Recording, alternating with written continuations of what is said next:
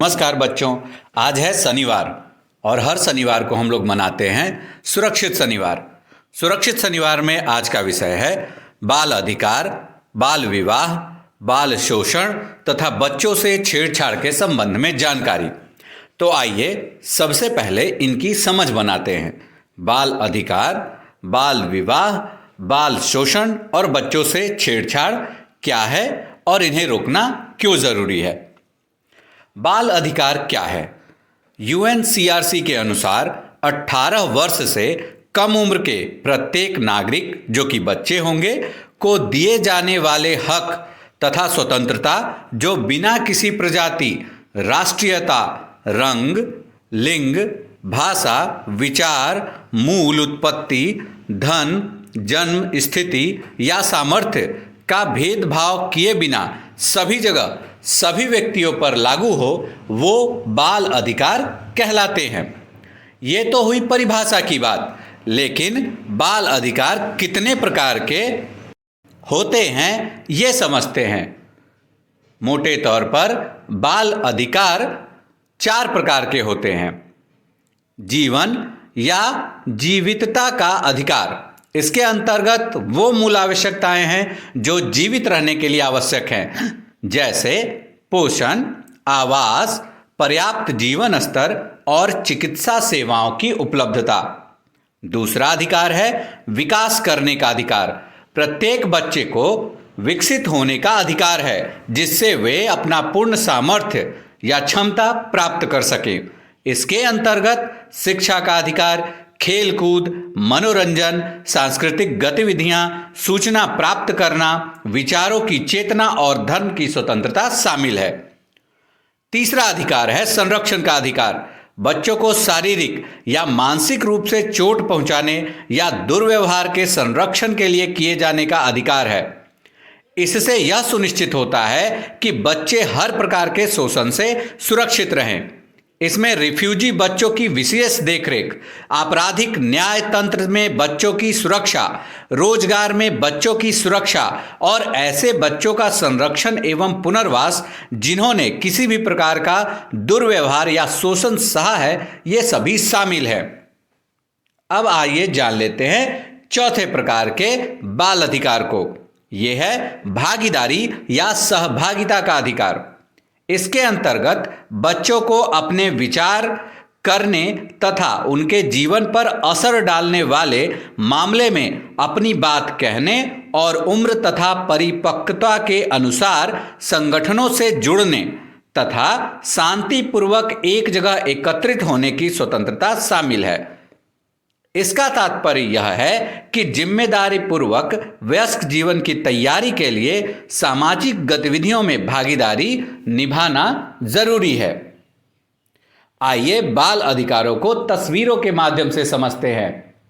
बच्चे इस प्रकार बाल अधिकारों की समझ बना सकते हैं, जैसे स्वास्थ्य एवं चिकित्सा की सेवाएं, साइकिल, खुशहाल घर, कपड़े, पिकनिक और मनोरंजन,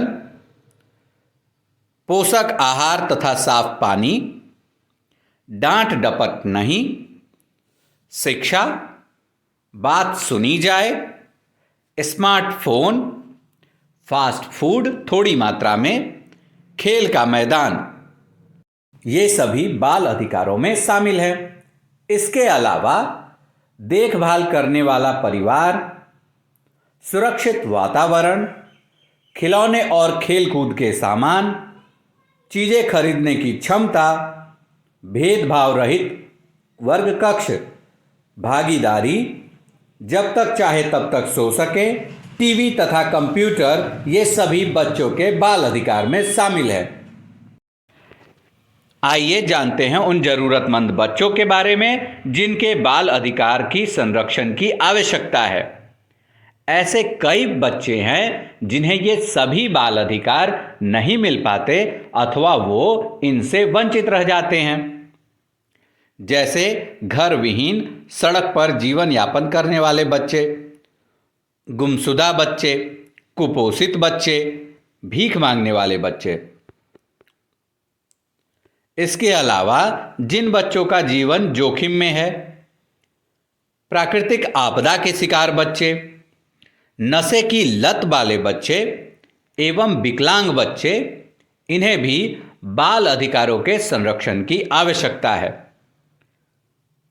मानसिक रूप से अस्थिर बच्चे, बाल श्रम के शिकार बच्चे, बाल विवाह के शिकार बच्चे, कुष्ठ रोग या HIV से पीड़ित बच्चे, भेदभाव के शिकार बच्चे, ये सभी बाल अधिकारों के संरक्षण की आवश्यकता वाले बच्चे हैं। तस्करी के शिकार बच्चे, यौन दुर्व्यवहार के शिकार बच्चे, अनाथ और परित्यक्त बच्चे तथा जिनकी देखभाल माता पिता नहीं कर सकते वैसे बच्चे कुछ या सभी बाल अधिकारों से वंचित रह जाते हैं। ऐसे में इनके बाल अधिकारों का संरक्षण आवश्यक है। अब आइए जान लेते हैं बाल विवाह के बारे में। किसी लड़की की शादी 18 एवं किसी लड़के की शादी 21 साल की उम्र से पहले करना बाल विवाह माना जाता है। बाल विवाह बच्चों के जीवन को न सिर्फ बर्बाद कर देता है बल्कि उनके पूरे विकसित होने की क्षमताओं पर भी अंकुश लगा देता है। इसलिए पहले पढ़ाई और फिर विदाई, बेटी बचाओ और बेटी पढ़ाओ, ये सभी नारे सरकार ने दिए हैं। बाल विवाह को रोकना हमारी नैतिक जिम्मेवारी है। विद्यालय परिवेश में बच्चों को इसके बारे में बताया जाता है, साथ ही उनसे यह अपेक्षा की जाती है कि वे अपने आस पड़ोस में भी इस मैसेज को फैलाएंगे। अब आइए देख लेते हैं बाल शोषण को। दरअसल बाल शोषण कई प्रकारों से होता है। शारीरिक शोषण, यौन शोषण, भावनात्मक बाल शोषण एवं उपेक्षा। किसी बच्चे के शरीर पर चोट पहुंचाना, उन्हें दर्द देना शारीरिक शोषण के अंतर्गत आता है। यदि किसी बच्चे के साथ गलत हरकत की जाए तो यह यौन शोषण का प्रकार हुआ। बच्चों से हमेशा डांट डपट करना या किसी बात के लिए उनसे भेदभाव करना बच्चों को भावनात्मक शोषण का शिकार बनाता है। इसके अलावे यदि माता पिता बच्चों की उपेक्षा करते हैं या उन्हें पराया महसूस कराते हैं तो यह भी एक प्रकार का बाल शोषण ही होता है। अब आइए जान लेते हैं बच्चों से छेड़छाड़। दरअसल बच्चों को गलत तरीके से छूना, बच्चों को गलत तस्वीरें दिखाना एवं बच्चों के सामने अपने निजी अंगों का प्रदर्शन करना बाल से छेड़छाड़, बच्चों से छेड़छाड़ कहा जाएगा। इससे बचने के लिए हमें छोटे बच्चों को गुड टच और बैड टच के बारे में बताना चाहिए। यदि आपको कोई ऐसे स्पर्श करे जिससे आपको खुशी हो, सुरक्षा की भावना आप में विकसित हो या फिर जिससे आपको आनंद महसूस हो तो उसे हम लोग गुड टच कहते हैं। यदि आपको कोई ऐसे छूता है जिसे आप असहज महसूस करने लगे, जिससे आपको गुस्सा आए या जिससे आपको पछतावा या दुख हो तो उसे बैड टच कहा जाएगा। यदि कोई आपके होठों को छूता है, आपके सीने या टांगों के बीच में छूता है तथा बटक्स को यानी कि पिछवाड़े को छूता है तो उसे हम लोग बैड टच कहेंगे।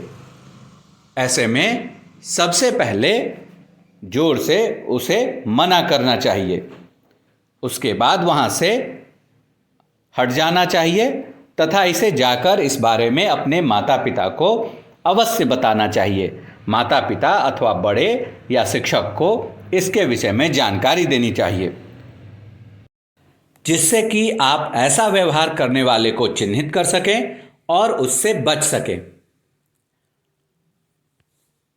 आज के लिए इतना ही। आगे सुरक्षित शनिवार के विभिन्न विषयों के साथ फिर से मिलेंगे अगले वीडियो में। तब तक के लिए धन्यवाद।